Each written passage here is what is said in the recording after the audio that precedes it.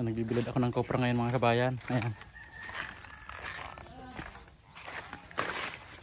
Yan, maraming dumating kahapon mga kabayan. Kasi nung isang araw, nag-deliver kami. Ngayon, marami na naman dumating mga kabayan. Halos kuha na to. 600 kilos ito mga kabayan. Oh. Yung dumating kahapon. Yan, hakot ko muna dito kay Klein. Bago ako pumunta ng Nyugan mga kabayan.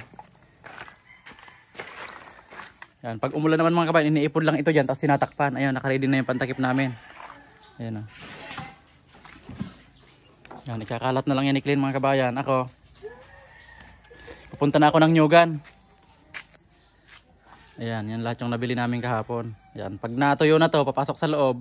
Yung bagong dating na naman yung ilalagay namin dito. Ayan mga kabayan, kasama ko si Hazel. Kasi kwan ngayon mga kabayan, Sabado, walang pasok. Ayan, si Klein na lang yan mga kabayan magkakalat. Kasi kailangan ko na mapakain yung kwan, mapakain yung baboy mga kabayan.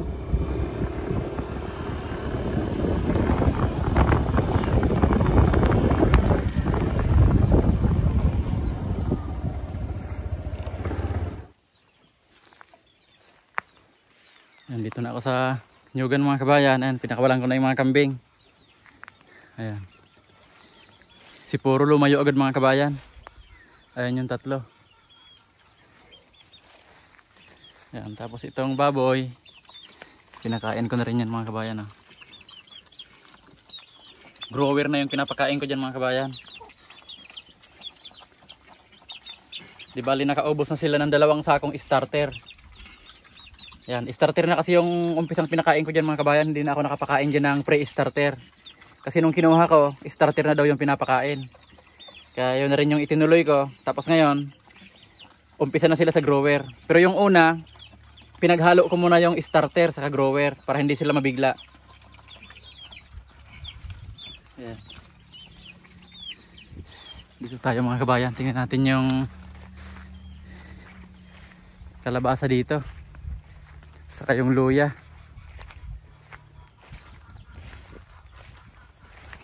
Saan kaya pumunta si Puro? Digul! Nakuha yung tali ni Puro mga kabayan. Sa paa niya. Oh. Nakasabit sa paa niya. Oh.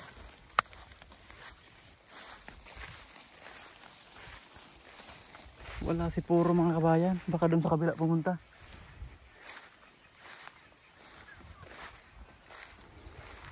Ang gaganda na ng luya ko mga kabayan. Oh.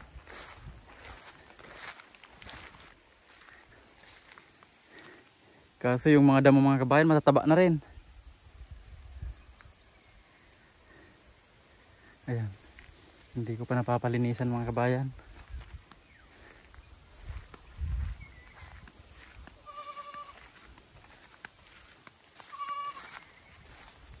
Yung kalabasa ko naman mga kabayan, tuyo na. Tuyo na yung mga malapit sa puno.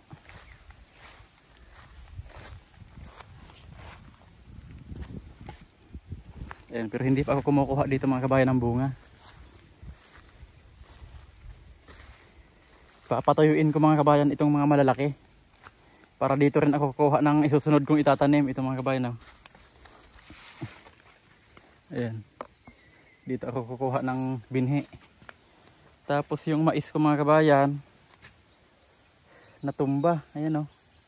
Yung pinagkakain ito ng kambing. May mga bunga na sana mga kabayan. O. Baka pwede pa yan.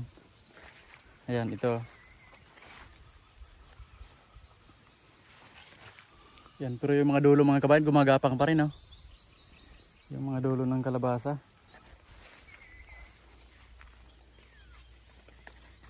Ayan ito, pwede na ito mga kabayan. Tigas na.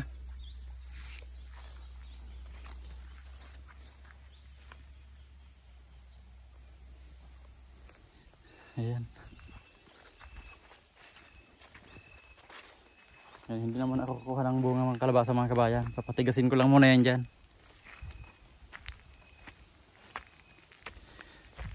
Yan dito, hindi pa na itutuloy mga kabayan ni Oriel kasi hindi muna siya pumasok. Kasi mga kabayan, pinakupra siya ng tatay niya sa sarili nilang nyugan. Mga 3 araw daw siyang hindi papasok. Yan, kaya ang kasama ko lang dito si Manoy Bob. Kasi umuwi muna sa bahay pagdating ko. Magpapagasolina daw nung kanya, yung tricycle niya. Kasama si Hazel mga kabayan. Ayun, maganda yung panahon dito ngayon sa amin mga kabayan.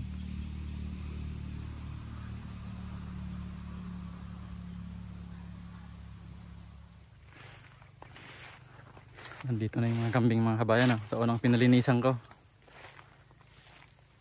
Yan, parang ayaw na rin talaga nila mga kabayan pag ganyan nakatataas yung damo. Kaso 3 lang sila mga kabayan. Wala si Puro. Yan, tingnan ko baka doon sa kabila mga kabayan pumunta. Tapos yung tali niya nasabit. Kasi nilalagyan ko pa rin mga kabayan ng tali.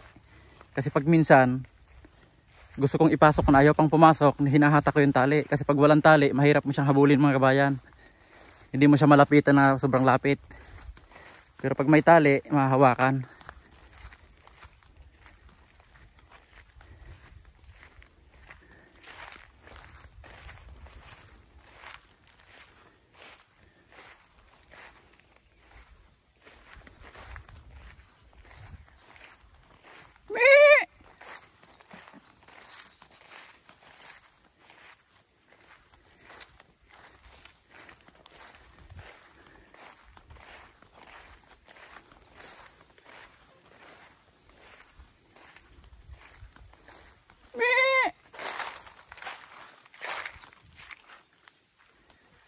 Hindi na siya makita dito mga kabayan. Ang bilis. Ang bilis lang tumaas ng damo.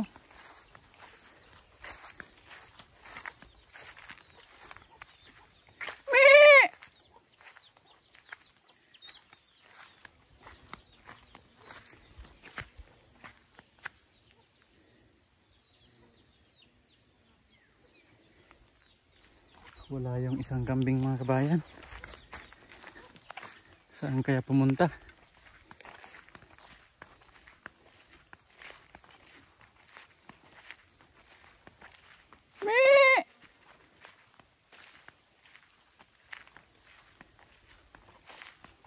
Wala, hindi na siya dyan makita mga kabayan. Pero pag hindi nakasabit yung tali niya, uuwi lang yan maya maya.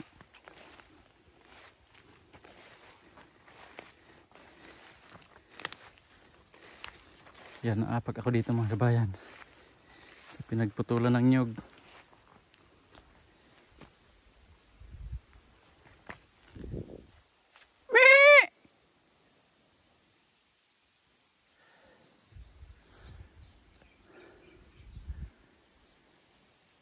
Ayun mga kabayan, ang layo. Ayun si Puro.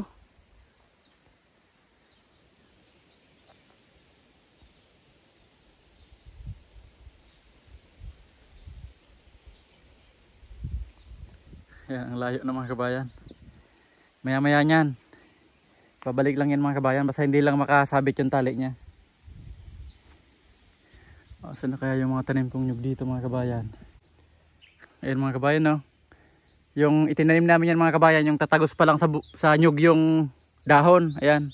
Kaya maliit lang siya. Yung iba naman ayan, medyo kita. Pero yung iba talaga mga kabayan, ayan halos takip na talaga ng damo. Ayan, kaya kailangan na naman tong tabasan mga kabayan. Pag hindi naman tinabasan yan, hindi makakalaki ng maayos yung nyug.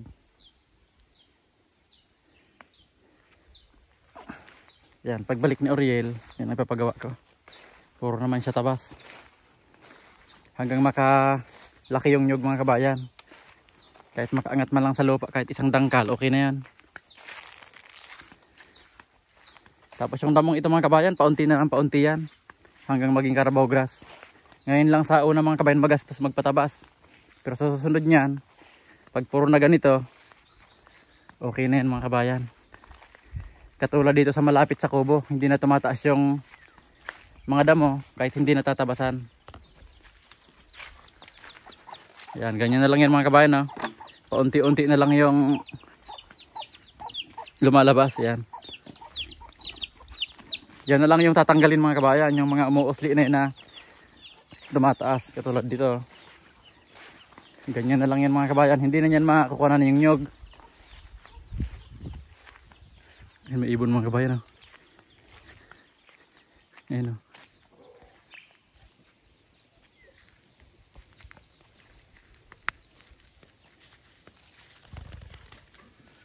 Ayan.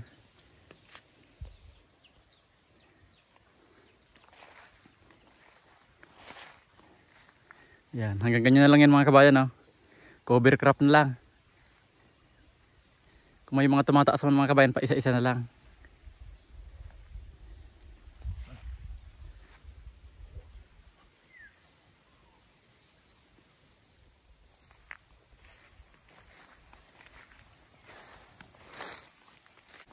Yan, ito naman yung nyug mga kabayan, no?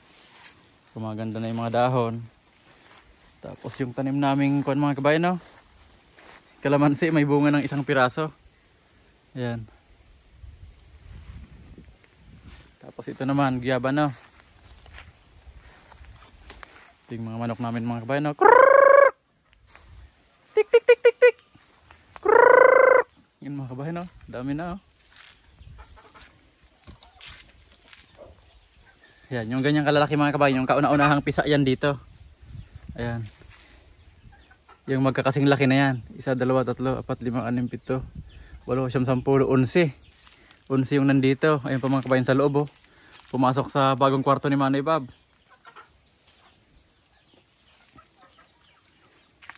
Ayan, tapos may bagong mga pisa. Ayun naman mga kabayan, oh. Yan naman yung susunod na dadami. Iba pa yung nasa kulungan mga kabayan. Mayroon pa kami dito sa kulungan.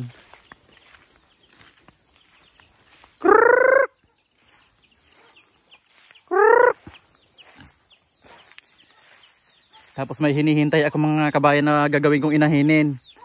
Ang lahi niya large white. Yun daw ang magandang gawing inahin mga kabayan. Tapos ipapartner siya sa landrace. Ang magiging anak nila ipuan. Yun daw yung magandang gawing kuan. Inahinin. Ayan. Sa kuan pa daw mga kabayan. July.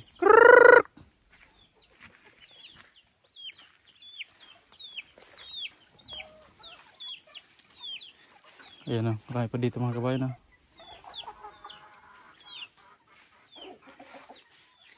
Ito yung bagong gawa mga kabayan. Yung linagyan namin itong kulungan. Para hindi mainit yung mga kuan. Mga bagong mapipisa. Dito namin ilalagay. Kaya naglagay dito si Manwab ng upuan niya. Pagpapakain. Ayan o. Ayan. Ayan. Mapresko yung bubong nila dito mga kabayan o.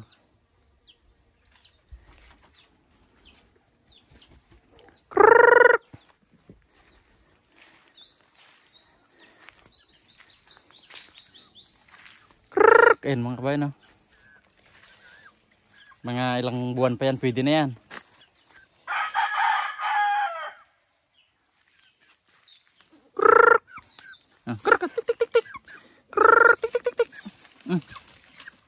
Asa yung lumapit.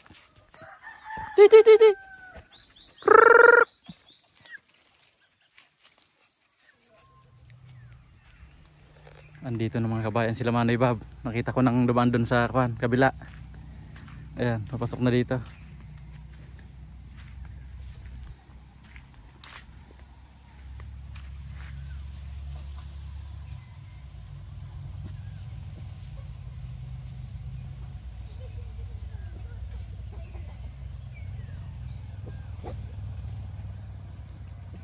Kumakahol na mga kabayan, no? Si Mumay, ayan. Kaso nakilala niya na.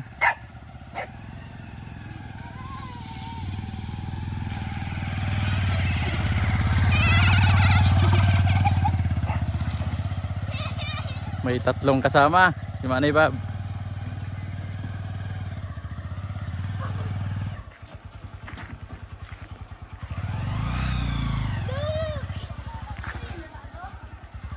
Oh, may kwintas na pa yung isa. Ano yan? Oh. May middle agad oh. Ti. Oh.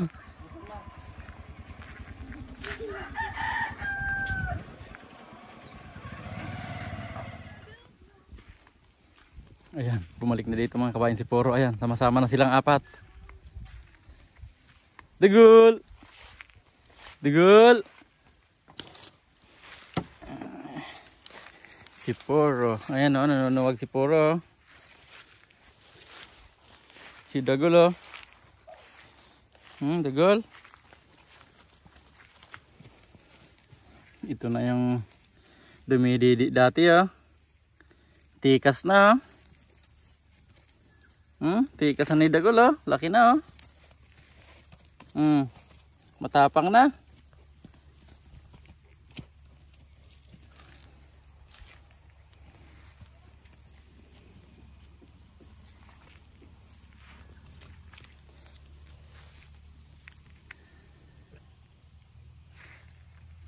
Yan, hanggang dito na lang sila mga kabayan.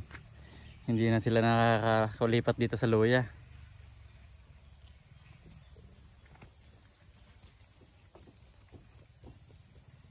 Yan, ang kulang nitong kwarto ni Manibab mga kabayan, bintana na lang. Ayan. Nalagyan mo na yung floor mat, Manibab? Ayan, lalagyan na lang yan mga kabayan ni Manibab ng floor mat. Yan, uwi na tayo, Sel. Mag-alas 11 na. Uwi na kami mga kabayan. Alin? Yung sangkap? O, dali mo na yung sangkap, Sel.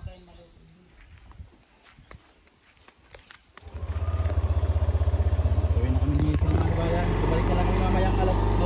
Wala. At ang halian namin.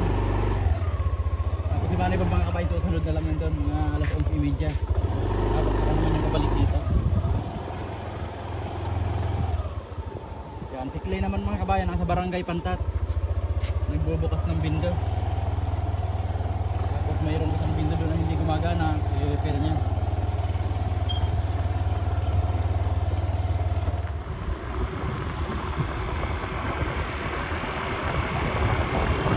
Ayan mga kabayan, si Sil naman yung driver ngayon. Kasi wala siyang pasok. Yan, tagal niya daw hindi nakapag-motor mga kabayan. Mahulog tayo dyan, Sil.